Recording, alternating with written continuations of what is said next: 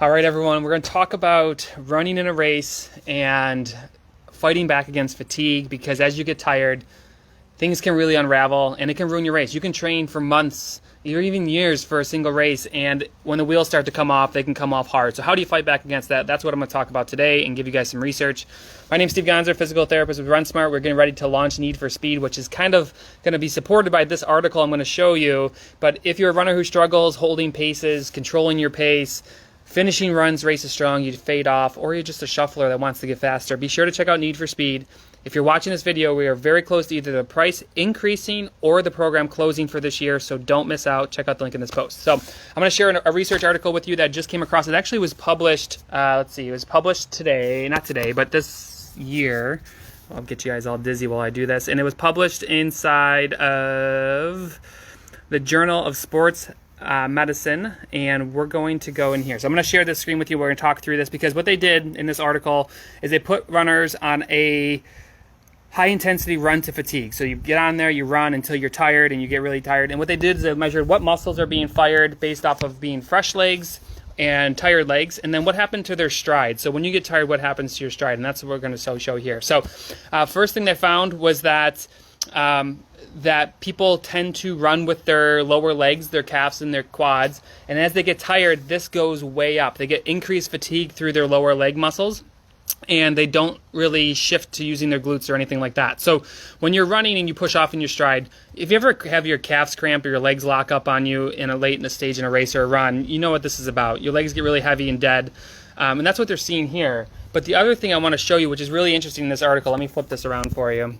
is that you can see here, by the end of the high-intensity run to fatigue, ground contact time increased by 4%, flight time decreased, peak vertical ground reaction force increased, and vertical impulse increased. So what does this mean? If you want to be super nerdy, what it means is that, and I want to focus on one thing here, which is two things. Ground contact time increased, went up, so more time on the ground, and flight time decreased. And what most runners don't realize is that the more time you spend on the ground, the more time you're slowing down. So what happens is these runners got more choppy in their stride, they started to shuffle a little bit more, and they didn't travel on every step. And this is what we teach in Need for Speed. And before I forget, there is a link in this post, but we teach you how to keep that stride open, because the tendency is just to do what these runners did, is close down the stride, take faster steps, and don't travel on every single stride.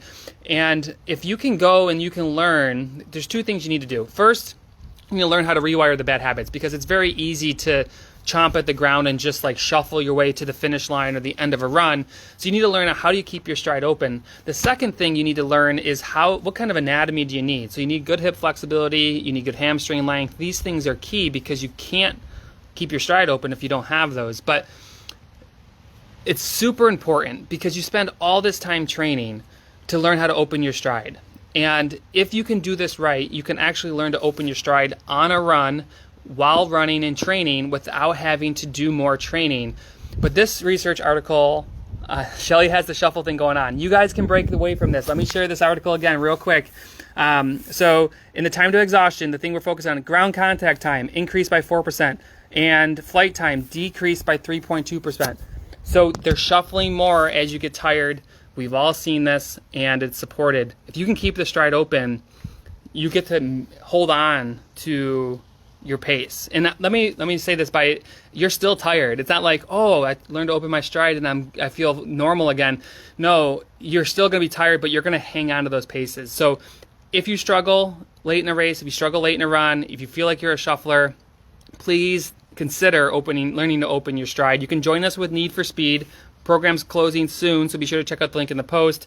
But this is a game changer. Within 4 weeks, you are able to better control your pace and run faster, and it's really, really cool. So don't be these runners. Learn how to do this. Have good flexibility, and it will pay off huge in your race and on race day and in your training. If you want help with this, be sure to check out Need for Speed. Link is in the post, or just go to openmystride.com. Price is increasing. Program's closing. This year is ending soon, so hopefully you can join us. And you get lifetime access. There's a big question. You do get lifetime access to the program when you sign up. So if you need to start late, you want to revisit it, you can do that. You want to join us next year, you can do that as well. And Shelly joined us, and I hope you guys join us too. We're super excited. It's a great program. Talk to you guys soon. Have a great day. Bye.